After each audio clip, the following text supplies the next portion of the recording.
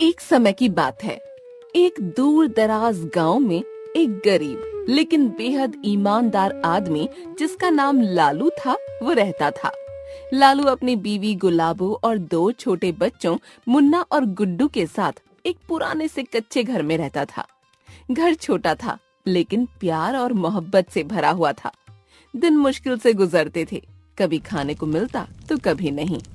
लेकिन कभी किसी ने लालू को शिकायत करते नहीं सुना था। एक दिन सुबह का वक्त था। लालू खेतों के लिए निकलने लगा। गुलाबो ने उसे रोका। लालू कुछ तो खा के जाओ, कल का बचा हुआ खाना रखा है। रहने दो गुलाबो, पहले जमीन से कुछ निकाल लें, फिर पेट भरेंगे। बच्चे इंतजार नहीं करते। लालू जब खेत में पहुंचा तो धूप बहुत तेज थी। खेतों में काम करते करते लालू की कमीज पसीने से भीग गई। अचानक उसकी कुदाल किसी सख्त चीज से टकराई। लगता है कोई पत्थर है। उसने जमीन से मिट्टी हटाई तो एक पुराना लोहे का बर्तन निकला, जिसमें से राजू ने अपने घर में बर्तन के सामने खुद को बादशाह समझा। बर्तन बर्तन, मुझे सोना चांदी दे, जल्दी दे। लेकिन बर्तन से सोने चांदी के बजाय काला धुआं निकलने लगा। ये क्या? मैं तो सोना चाह रहा था। और तभी बर्तन से सांप निकलने लगे। राजू चीख कर भागने लगा। अरे मेरा पीछा छोड़ो। बर्तन हवा में उड़ा और वापस लालू के घर चला गया। अगले दिन राजू लालू के घर आया, नरमी, शर्मिंदगी और माफी के जज्बातों के साथ। तो मैंने तुम्हारा बर्तन चुरा लिया था, लालच में अंधा हो गया था। राजू, अगर तुम मदद मांगते तो मैं खुशी से दे देता। लालच का अंजाम हमेशा बुरा होता है। तुम बिल्कुल सही कहते हो। अब से मैं भी ईमानदारी से जीऊंगा। तब से राजू ने लालच छोड़ दिया। गांव में सबके चेहरों पर खुशी थी। लालू का बर्तन सिर्फ एक जादुई चीज नहीं, एक मिसाल बन गया। जादुई चीजें सिर्फ उनके पास रहती हैं जिनका दिल साफ होता है, और लालू का दिल सोने चांदी से कहीं ज्यादा कीमती था। एक बहुत ही प्यारे शहर में एक 14 साल का लड़का रहता था जिसका नाम था हर्ष। हर्ष बहुत ही सादा और शरीफ था। हर बात को सिर्फ अपने मतलब तक समझता। हर्ष के नाना और नानी एक पुराने से गांव जिसका नाम नदीपुर था उसमें रहते थे। हर्ष हर गर्मियों की छुट्टियां अपने नाना नानी के साथ गुजारता क्योंकि वो उनसे बहुत प्यार करता था। सिर्फ हर्ष ही उनसे प्यार नहीं करता था, बल्कि वो दोनों भी हर्ष से बहुत प्यार करते थे। इस बार भी हर्ष ने गर्मियों की छुट्टियों में अपने नाना नानी के घर जाने का फैसला किया। उसने स्टेशन से ट्रेन पकड़ी जो सीधा उसे उसके नाना नानी के गांव ले गई। हर्ष को उसके नाना स्टेशन से लेने आए थे, जो बहुत ही खुश नजर आ रहे थे। और खुश होते भी क्यों नहीं, उनका प्यारा नवासा उनके घर आ रहा था। हर्ष जैसे ही स्टेशन पहुंचा, उसके नाना उसे एक तांगे पर घर ले आए और हर्ष गांव में अपना समय गुजारने लगा। लेकिन एक दिन जब हर्ष अपने नाना के कमरे में आया तो उसे एक संदूक नजर आया। वो उसे खोलने ही वाला था कि पीछे से उसके नाना ने आकर उसे रोक दिया। अरे हर्ष, ये क्या कर रहे हो? इस संदूक को गलती से भी मत खोलना बेटा। ये एक जादुई संदूक है जो तुम्हारे समय को बदल सकता है। क्या मतलब नाना जी? ये मेरे वक्त को बदल सकता है? क्या ये मुझे अमीर या गरीब बना सकता है? नहीं हर्ष, ये तुम्हें भूतकाल या भविष्य में ले जा सकता है। लेकिन बेटा, ये तुम्हें ले तो जाएगा मगर तुम्हें वापस इस दुनिया में नहीं ला सकता, इसलिए इसे मत खोलना। तो क्या नाना अब्बू, अगर मैं इसे खोल लेता तो मैं पूरा जीवन वहीं रहता? नहीं हर्ष, अगर तुम चले जाते तो तुम्हें वापस लाया जा सकता था, लेकिन तुम्हें वापस लाने के लिए मुझे 2 लफ्ज बोलने पड़ते। लेकिन मसला उन 2 लफ्जों का नहीं है। मसला ये है कि वे लफ्ज कोई आम आदमी नहीं बोल सकता। वो लफ्ज बोलने के लिए मुझे उस कुएं का पानी पीना होगा जो इसी गांव की पिछली तरफ पहाड़ी के बीच में मौजूद है। लेकिन उस कुएं में एक बहुत ही भयानक शक्ल वाला राक्षस रहता है जो उस कुएं का पानी किसी को भी पीने नहीं देता। अगर कोई पानी पीने की कोशिश करता तो वो राक्षस उसकी गर्दन धड़ से अलग कर देता है। बेटा, तुम ऐसा बिल्कुल भी मत करना।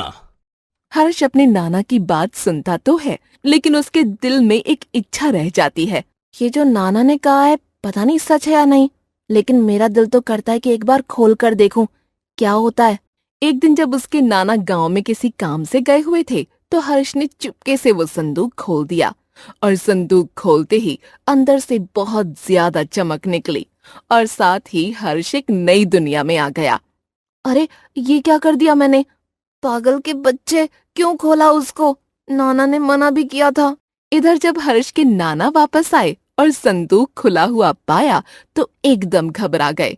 अरे जा हर्ष, तेरा कुछ ना रहा, अब तो मुसीबत में पड़ा, साथ मुझे भी ले गिरा। हर्ष के नाना ने अगले दिन उस कुएं पर जाने का इरादा बनाया, जिसका पानी पीकर बोलो तो इंसान वापस आ जाता है। और अगले दिन जब वो उस कुएं पर पहुंचे और पानी भरने के लिए जैसे ही उन्होंने कुएं में बाल्टी डाली तो वो राक्षस सामने आ गया और कहने लगा, अरे ओ बूढ़े, तुझे यहाँ तेरी मौत बुला कर लाई है। क्या तुझे गांव वालों ने नहीं बताया कि ये मेरा कुआं है और कोई भी इंसान मेरी इजाजत के बिना इस कुएं से एक बाल्टी तो क्या, एक बूंद भी पानी नहीं पी सकता। राक्षस, कृपया करके मुझे ये पानी पीने दो, वरना मैं कभी भी अपने नाती से नहीं मिल पाऊंगा। अच्छा, वैसे तो मैं ये पानी किसी को भी ले जाने नहीं देता, लेकिन तुम मुझे अच्छे लगे हो। लेकिन अगर चाहते हो कि ये पानी तुम्हें मिले तो तुम्हें मेरी 3 पहेलियों का जवाब देना होगा, और अगर तुमने एक का भी जवाब गलत दिया तो मैं तुम्हारा धड़ तन से जुदा कर दूंगा। तभी राक्षस पहली पहेली बोलता है। अच्छा बताओ, वो क्या चीज है जो एक बार ऊपर तो जाती है लेकिन फिर कभी वापस नहीं आती? हर्ष के नाना कुछ सोचते हैं और कहते हैं, हाँ, अब वो लंबाई है। अगर किसी का शरीर लंबा हो जाए तो फिर वो छोटा नहीं हो सकता। हाँ, पहली पहेली का तुमने सही जवाब दिया।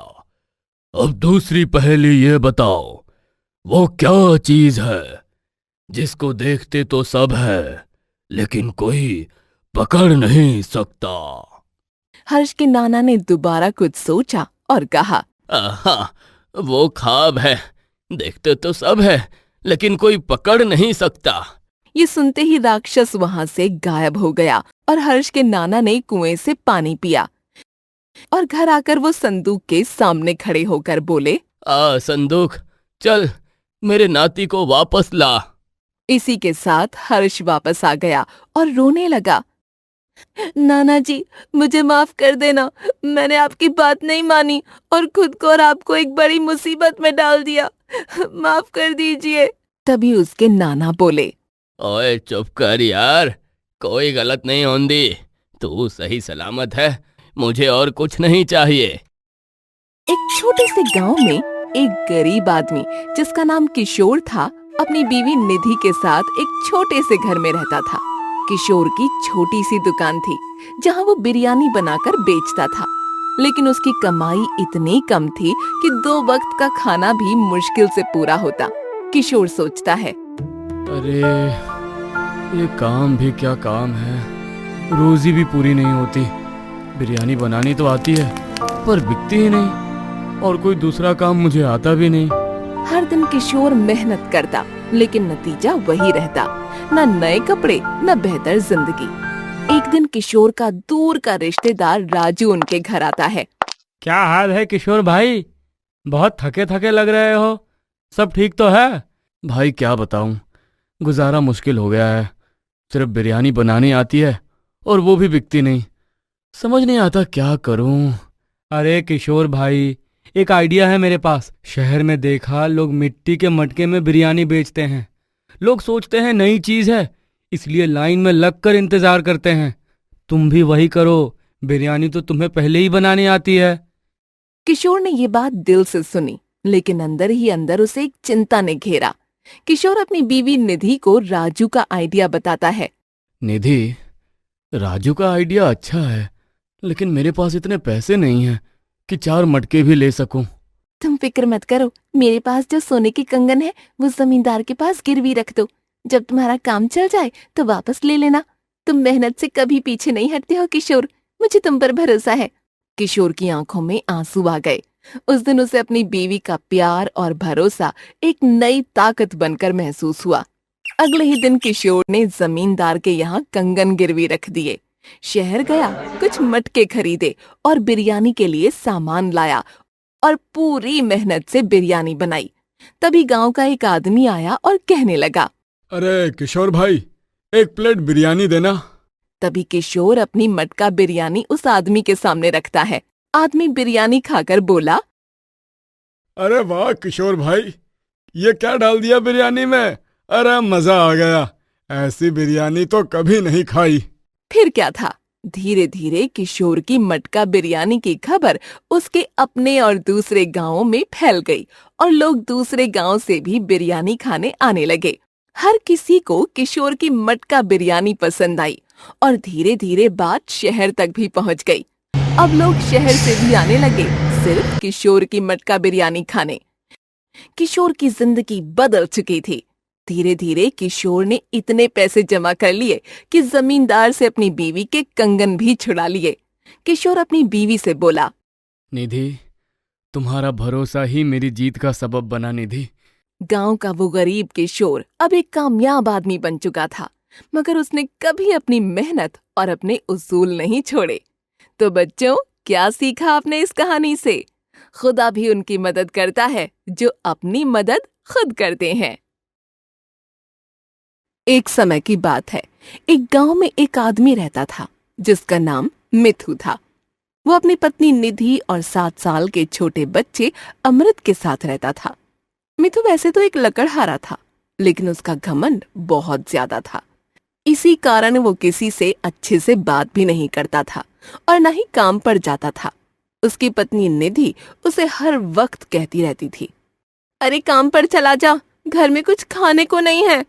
लेकिन वो बस अपने ही सपनों में खोया रहता और हर वक्त सोचता रहता, अरे कब आएगा वो दिन जब मैं बनूंगा राजा और मेरी होगी प्रजा और सब पर चलेगा मेरा हुक्म। बस यही सोचता रहता। एक दिन उसकी पत्नी निधि गुस्से में बोली, अरे मिथु, जा ना, काम पर चला जा, कुछ भी खाने को नहीं है। जो थोड़ा खाने को बचा था वो भी खत्म हो गया है। मिथु ने अपनी कुल्हाड़ी उठाई और जंगल की तरफ चल पड़ा। जब वो जंगल पहुंचा तो वहां एक साधु तपस्या कर रहा था। मिथु ने कुछ न देखा न सोचा, उसने उस साधु के पास वाले पेड़ को काटना शुरू कर दिया, जिससे साधु की तपस्या भंग हो गई। साधु ने उसे प्यार से समझाया, बेटा, हम अपनी तपस्या कर रहे हैं, तुम किसी और जगह चले जाओ, मुझे तंग मत करो।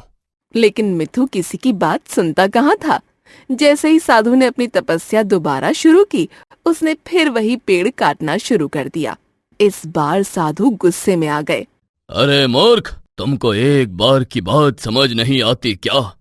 तुमने मेरी तपस्या को एक बार फिर भंग किया है। जाओ, मैं तुम्हें श्राप देता हूं कि तुम्हारा बेटा जब 18 साल का होगा तो वह ऐसे इंसान में बदल जाएगा जिसका आधा शरीर इंसान का और आधा घोड़े का होगा। ये कहकर साधु वहां से गायब हो गया। अगले 10 साल गुजरे और जैसे ही उसके बेटे अमृत की उम्र 18 साल हुई, वो एक घोड़े के शरीर में तब्दील हो गया, जैसा उस साधु ने कहा था। जैसे ही मिथु ने अपने बेटे को इस हालत में देखा तो उसे उस साधु की बात याद आ गई। अब वो दोबारा जंगल में उस साधु को ढूंढने गया। सब कुछ उसे खाली मिला। मिथु परेशान होकर वहीं एक पेड़ के नीचे मायूस होकर बैठ गया और अपने बेटे के बारे में सोचने लगा। तभी उसकी नजर एक चमकती चीज पर पड़ी। अरे ये क्या चीज है? वो जैसे ही उसके पास गया, वो एक चिराग था। उसने उसे उठाया और हल्का सा रगड़ा तो उसमें से एक नीले रंग का जिन्न निकल आया। अरे मालिक, तुमने मुझे 2000 साल बाद इस चिराग से आजाद करवाया। मैं तुम्हारी 3 ख्वाहिशें पूरी कर सकता हूँ। बताओ क्या चाहते हो? मिथु ने जिन्न को सारा किस्सा बता दिया जो उसके और साधु के बीच हुआ था।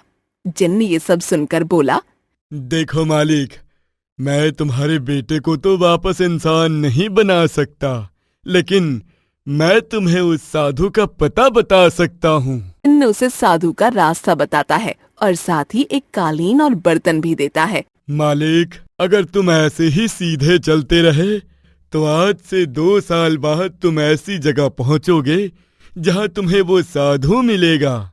लेकिन मैं तुम्हें ये कालीन और बर्तन दे रहा हूँ। ये कालीन तुम्हें 5 दिन में वहां ले जाएगा और ये बर्तन तुम्हें खाना देगा। जब भी तुम भूखे हो जाओ और खाना चाहो, ये तुम्हें खाना देगा। ये कहकर जिन्न गायब हो गया।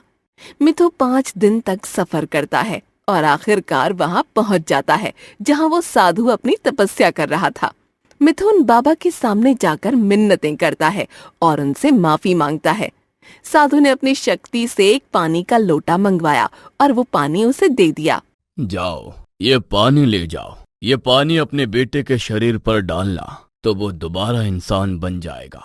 और हाँ, अगली बार जब कोई साधु तपस्या कर रहा हो और कुछ ना करने को कहे तो उसकी बात मान लेना।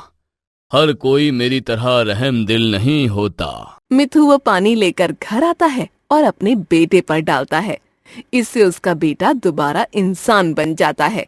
इसी तरह वो फिर से हंसी खुशी रहने लगते हैं।